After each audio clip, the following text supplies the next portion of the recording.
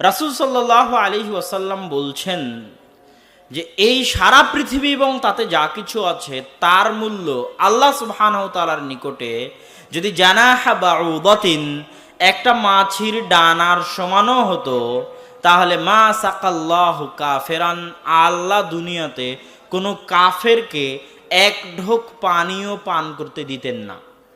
কিন্তু আজকের পৃথিবীতে তো সব ধনী সব কাফেররাই।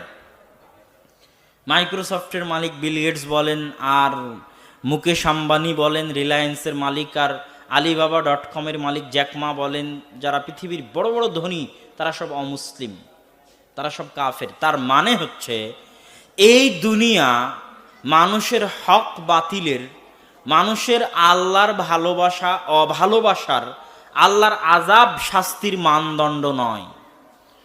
ইউসুফ আলাইহিস সালাতু ওয়াস সালাম যখন কুয়ায় নিক্ষিপ্ত